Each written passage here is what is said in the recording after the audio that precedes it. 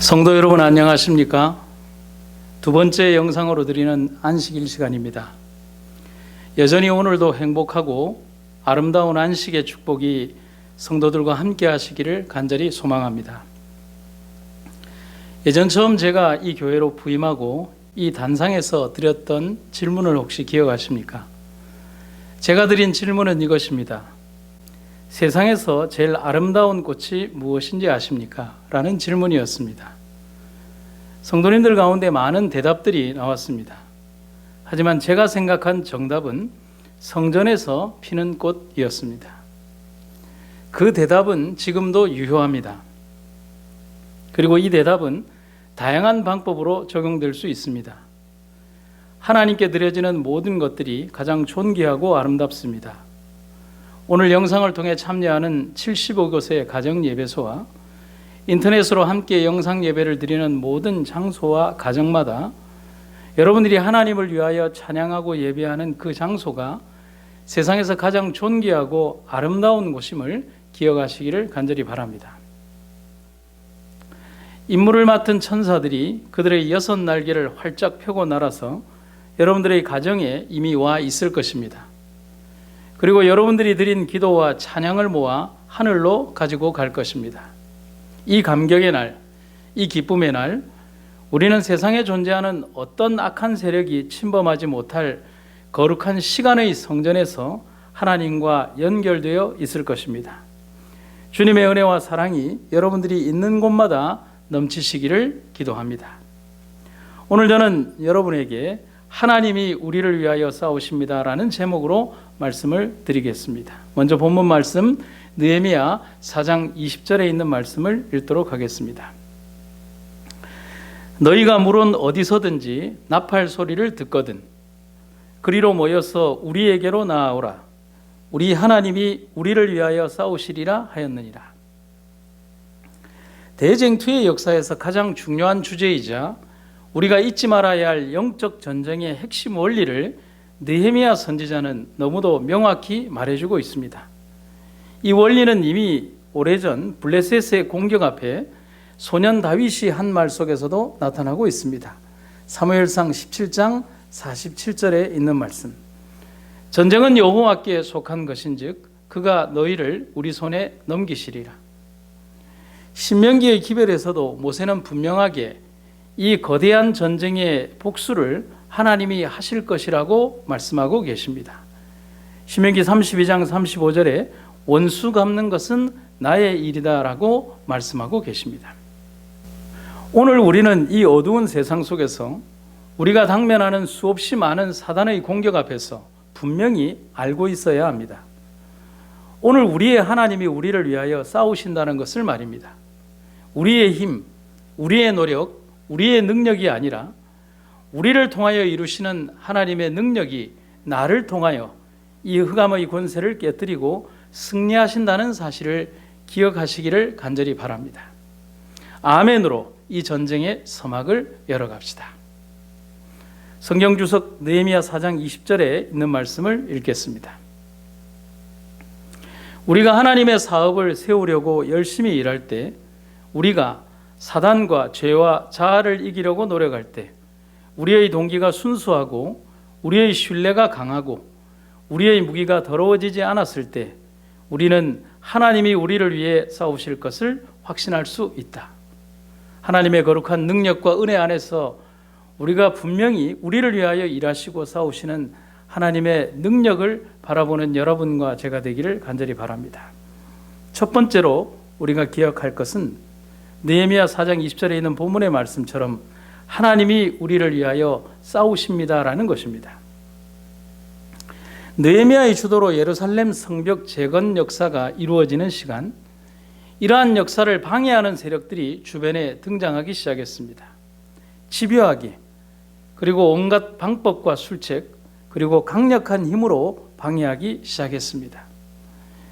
느헤미야 성경 4장 1절을 보게 되면 그때 산발랏은 우리가 예루살렘 성벽을 본격적으로 복구하기 시작했다는 소식을 듣고는 몹시 분개하고 화를 내면서 유다 사람들을 조롱했다라고 기록되어 있습니다.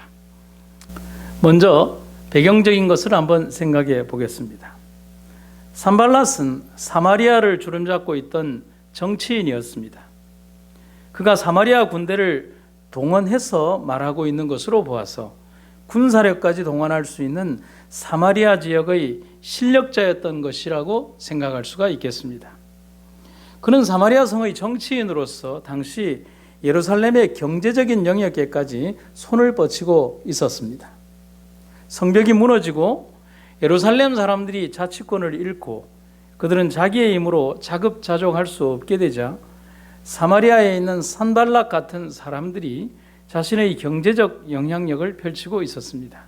결국은 그들이 최대의 수혜자가 되었다는 말입니다.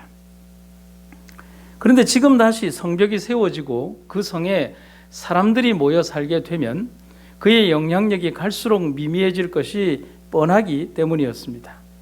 그래서 산발랏은 성벽이 세워지고 성이 제 모습을 갖추어가는 것을 싫어하고 그래서 방해하게 됩니다. 그런데 이뿐만이 아닙니다. 느헤미야의 탄원하는 기도에 등장하는 더 많은 대적들을 우리는 볼 수가 있습니다. 느헤미야 4장 7절과 8절에 있는 말씀입니다. 산발락과 도비아와 아라비아 사람들과 암몬 사람들과 아스돗 사람들이 예루살렘 성이 충수되어 그 허물어진 틈이 메꾸어져 간다 함을 듣고 심히 분노하여 다 함께 꾀하기를 예루살렘으로 가서 치고 그곳을 요란하게 하자 하기로. 성벽의 재건을 방해하는 진정한 적이 오늘 누구일까를 생각해 보아야 합니다. 산발락 같은 사람들 뿐일까요? 아닙니다. 그 진정한 배후에는 사단이 있음을 우리는 분명히 알아야 합니다. 그 어떤 존재보다도 예루살렘 성전의 재건을 방해하고자 하는 세력이 사단인 것입니다. 그들은 보이지 않는 곳에서 이방의 왕들과 세력과 군대와 모든 방법을 동원해서 하나님의 예배를 방해하고자 하는 것입니다. 흡사 지금의 세상의 모습들처럼 그렇다는 말입니다. 그때의 느헤미야는 단호하게 말하고 있습니다. 적들의 공격에 대한 만반의 준비를 한 다음에 한 느헤미야의 말은 우리의 가슴을 뛰게 합니다. 느헤미야 4장 20절 너희는 어디서든지 나팔 소리를 듣거든 그리로 모여서 우리에게로 나아오라. 우리 하나님이 우리를 위하여 싸우시리라. 아멘. 예루살렘의 거룩한 역사는 하나님이 이루신다는 것을 함께 기억합시다. 우리는 임마누엘의 깃발 아래 서기만 하면 됩니다. 그러면 우리의 하나님께서 느헤미야의 하나님이 우리의 하나님이 되셔서 우리를 위하여 싸우실 것입니다.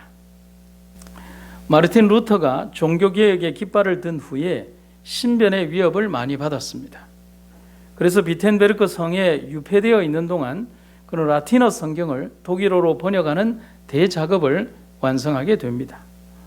그런데 그가 있던 방의 벽과 기둥에는 지금까지 잉크 자국이 많이 남아 있는데 그것은 이 괴롭고 답답한 유폐 생활을 청산하고 차라리 타협해서 여생을 평안히 지낼까 하는 사단의 유혹을 받을 때마다 사탄아 물러가라 하고 외치며 잉크병을 벽이나 기둥에 던졌기 때문이라고 합니다. 루터가 사탄에게 노하였던 순간은 하나님께서 한없이 기뻐하는 순간이었습니다. 그리고 그는 유폐되어 있는 동안 내주는 강한 성이요라는 찬송을 작곡하였습니다. 그는 이 찬송을 힘차게 부르며 이렇게 절규했습니다. 교황청 지붕의 모든 기와장이 마귀라 할지라도 두렵지 않다. 능력의 하나님께서 나와 함께 하시기 때문이다. 사랑하는 성도 여러분, 질그릇보다 연약한 우리가 어떻게 나 혼자만의 힘으로 승리할 수 있겠습니까? 하지만 우리는 분명코 이깁니다. 그것은 예수님이 우리를 위하여 피 묻은 보혈의 검으로 이 전쟁을 하시기 때문입니다. 오늘 우리가 그러한 믿음의 승자들이 되시기를 간절히 바랍니다. 두 번째로 우리가 바라보아야 하는 것은 하나님이 분명코 이기신다는 사실입니다. 우리 손에 들려진 하나님의 특별 계신 성경 속에는 역사의 마지막은 물론 이미 지나간 역사 속에 반복된 하나님의 승리하시는 모습들이 분명히 기록되어 있습니다. 하지만 사단은 우리의 눈을 순간적으로 가리고 하나님을 보지 못하게 하므로 하나님이 아닌 다른 방법을 찾아 헤매게 합니다. 하지만 사단이 우리에게 제시하는 그 옆길이 승리를 가져다 줄 것으로 여긴다면 세상에서 우리는 가장 어리석은 사람이 되는 것입니다. 우리는 한 가지, 하나님 안에 서는 것 이외에는 아무것도 선택해서는 안 된다는 것을 기억하도록 합시다. 교회 증언 2권 90페이지에 있는 말씀을 낭독하겠습니다. 겸손한 회개를 통하여 오로지 그리스도의 피에 의존하여 그대 자신의 영혼을 구원하라. 영혼을 위한 일을 철저히 행하라. 하나님의 능력 안에서, 오직 하나님의 능력 안에서만 그대는 이 일을 행할 수 있다. 진리, 거룩한 진리는 그대의 닻으로서 범죄와 파멸의 물결에 휩쓸려 떠내려가지 못하도록 그대를 구해 줄 것이다. 우리는 역사의 현장에서 한 두 장면을 유추해서 볼 수가 있겠습니다. 첫 번째는 골리앗 앞에 선 다윗의 경험 속에서 했던 다윗의 말을 한번 기억해 보도록 합시다. 다윗이 블레셋 사람에게 이르되 너는 칼과 창과 단창으로 내게 나아오거니와 나는 만군의 여호와의 이름 곧 네가 모욕하는 이스라엘 군대의 하나님의 이름으로 네게 나아가노라. 우리는 이 장면에서 전쟁의 방식과 전쟁의 도구와 전쟁에 임하는 자세가 완전히 다른 두 장수를 보게 됩니다. 3m에 육박하는 거대 장군 골리앗은 무기와 갑옷으로 무장했지만 소년 다윗은 사울왕의 갑옷과 투구를 하사받았음에도 불구하고 작은 체구에 입을 수 없어서 무장도 하지 않은 채 자신만의 무기를 가지고 나가는 장면이 사무엘상 17장 38절부터 40절에 기록이 되어 있습니다. 이 전투에서 엄격히 말하면 이 말도 안 되는 싸움에서 다윗이 완벽한 승리를 하게 됩니다. 그것은 다윗의 물매도, 다윗의 민첩함 때문도 아닙니다. 그것은 다윗이 가지고 나간 만군의 여호와의 동행 때문이었습니다. 그러한 역사가 이스라엘의 역사 속에서 계속적으로 이어져 오는 것입니다. 그 반복된 역사의 방정식은 지금도 유효하다는 사실을 우리는 잊지 않아야 하겠습니다. 두 번째로 우리가 기억해야 하는 것은 미디안 앞에 선 기드온의 경험 속에서 했던 하나님의 말을 기억해야 합니다. 여호와께서 기드온에게 말씀하셨습니다. 물을 핥아먹은 사람 300명으로 내가 너희를 구원하고 미디안 사람들을 너의 손에 넘겨주겠다. 다른 모든 백성들은 각각 자기가 사는 곳으로 돌려보내라. 사사시대에 밭에서 밀을 타작하던 기드온을 부르시고 이스라엘의 대적 미디안 병사 13만 5천 명을 상대하게 하십니다. 그러면서 하시는 말씀이 참 재미있습니다. 사사기 7장 4절에 아직도 군사들의 수가 너무 많다. 도저히 이해가 되지 않는 산술적 계산 방식이 여기에 등장합니다. 300대 13만 5천. 흔히 말하는 중과 부적이라는 말이 있습니다. 도저히 당해낼 수 없는 산술적인 전술을 말할 때 쓰는 말입니다. 하지만 우리는 이 전쟁의 결과를 너무도 잘 알고 있습니다. 절대로 이길 수 없는 적을 이겨버린 이야기. 우리는 여기에서 생략된 방정식을 볼 수 있어야 합니다. 300대 13만 5천 명 앞에 붙는 하나의 작은 수식, 300 더하기 하나님 대 13만 5천이라는 것입니다. 우리는 여기에서 미디안의 수에 아무리 많은 산술적 숫자가 붙는다 할지라도 우리의 편에 하나님만 계시다면 이 전쟁의 추는 우리에게만 머물 것이라는 사실을 우리는 분명히 잊지 말아야 합니다. 요한계시록 20장 7절부터 9절에 기록된 말씀입니다. 천년이 참에 사단이 그 옥에서 놓여 나와서 땅의 사방 백성 곧 곡과 마곡을 미혹하고 모아 싸움을 붙이리니 그 수가 바다 모래 같으리라. 저희가 지면에 널리 퍼져 성도들의 진과 사랑하시는 성을 두름에 하늘에서 불이 내려와 저희를 소멸하고. 오늘 이 시간 저는 여러분들에게 가능성을 말하는 것이 아닙니다. 이미 이루어진 미래의 역사를 오늘 이 시간에 여러분들에게 들려주는 것입니다. 사단은 절대 우리를 이기지 못합니다. 왜 그럴까요? 그것은 우리가 하나님과 함께 하고 있기 때문입니다. 이스라엘이라 이름한 승리자들이여, 우리의 이 걸음을 멈추지 말라. 우리는 분명코 저 하늘 도성에 이를 것이다. 사랑하는 성도 여러분, 바로 이 구호와 외침이 우리의 외침이 되기를 간절히 소망합니다. 아멘. 아무도 스스로 자포자기하여 낙심하거나 실망할 필요가 없다. 사단은 그대에게 가까이 와서 너는 절망적인 상태에 놓여 있어, 너는 회복될 가망이 전혀 없어라고 말함으로써 가혹하게 암시할 것이다. 그러나 그리스도 안에서 그대에게는 희망이 있다. 하나님께서는 우리의 힘으로 승리하라고 명령하지 않으신다. 우리가 당하고 있는 어려움이 심령과 육체를 아무리 억압하고 있을지라도 그분께서는 우리에게 자유를 주시고자 기다리고 계신다. 사랑하는 성도 여러분, 시간이 길어지고 있습니다. 하지만 두려워하거나 놀라지 마십시오. 여러분들이 있는 곳이 교회이며 여러분들이 있는 장소에 하나님이 함께 하실 것입니다. 우리의 마음을 파고들며 하나님에 대한 믿음을 흔들고자 하는 사단의 악한 유혹을 두려워해야 합니다. 그리고 단호히 물리쳐야 합니다. 지금의 시기는 우리에게 더욱더 강한 믿음을 요구하고 있습니다. 더 많은 기도와 더 많은 찬송으로 여러분의 가정재단을 지키고 믿음으로 승리하시기 바랍니다.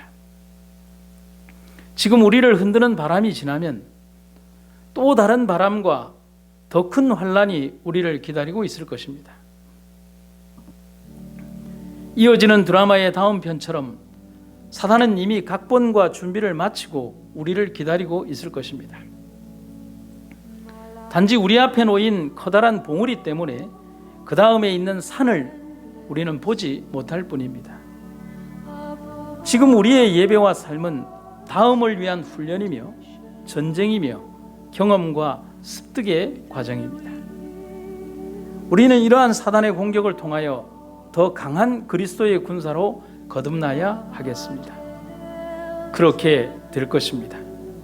그렇게 되어야 합니다. 그렇게 됩시다. 아멘.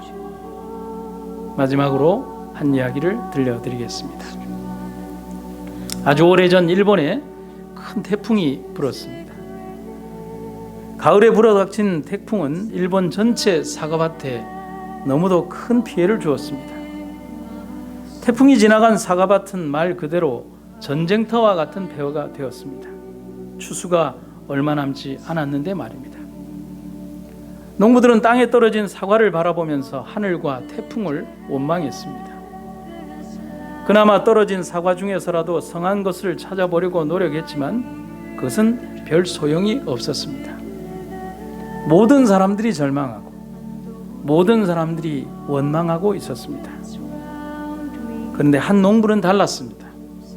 그는 사과나무를 바라보았습니다. 태풍에 거의 모든 사과가 떨어진 나무는 찢기고 부러져 있었지만 개중에 몇 개씩이 달려 있었습니다. 그는 떨어진 사과가 아니라 그 몇 개의 사과를 바라본 것입니다. 그리고 참 감사했습니다. 그리고 그는 아직도 달려있는 몇 개 안 되는 사과를 바라보면서 전혀 다른 생각을 했습니다. 그리고 그 농부는 달려있던 20분의 1도 안 되는 사과를 정성스럽게 따서 예쁘게 포장을 하나씩 했습니다. 그리고 상표를 붙였습니다. 사과 하나하나마다 따로 포장을 해서 글을 썼습니다. 그가 사과마다 쓴 글은 이런 글이었습니다. 태풍에도 떨어지지 않은 힘센 사과, 태풍을 이긴 사과. 이렇게 이름을 붙이고 그는 판매하기 시작했습니다. 근데 그 사과는 보통 사과보다도 몇 배, 상상할 수도 없는 가격으로 불티나게 일본 전역으로 팔려나가기 시작했습니다. 일본 열도 전체가 절망감에 사로잡혀 있던 그때에 그는 남아있는 5%의 적은 사과로 일본 전역에 희망을 불어넣어 준 것입니다. 사람들은 그렇게 사과가 아닌 희망을 산 것입니다.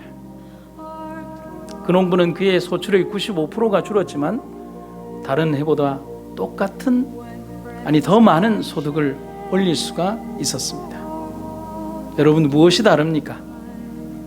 이 농부는 태풍 뒤에 당한 절망적인 상황을 남들과 똑같이 바라보지 않았습니다. 그는 다르게 본 것입니다. 모든 사람들이 떨어진 사과를 보며 절망할 때 그는 그 태풍에도 견뎌준 남아있는 5%의 사과를 본 것입니다. 그는 사과만 본 것이 아니라 또 다른 가치, 그곳에서 희망을 본 것입니다. 희망이란 그런 것입니다. 희망은 바로 그런 것입니다. 우리가 오늘 믿음과 희망을 가져야 하는 이유가 바로 그런 것입니다. 오늘 우리도 우리를 둘러싼 두려운 현실에 머물러 있지 않아야 하겠습니다. 사랑하는 성도 여러분, 하나님이 함께 하십니다. 하나님만 봅시다. 지금도 하나님이 우리를 위하여 일하고 계심을 잊지 마시기를 간절히 바랍니다. 두려움을 보지 마십시오. 적의 외형도 보지 마십시오. 그들이 가진 화려함과 멋진 말에 귀 기울이지 마십시오. 오늘 우리는 하나님만 보면 됩니다. 그분만 바라보면 됩니다. 그러면 우리가 살아가는 삶의 진흙더미 속에서도 아름다운 꽃을 피우시는 분이 하나님이 우리의 하나님이십니다. 그 하나님이 오늘의 우리를 위하여 싸우십니다. 사랑하는 성도 여러분, 오늘도 주님 안에서 승리하는 여러분과 제가 되기를 간절히 바랍니다. 말씀을 마치겠습니다.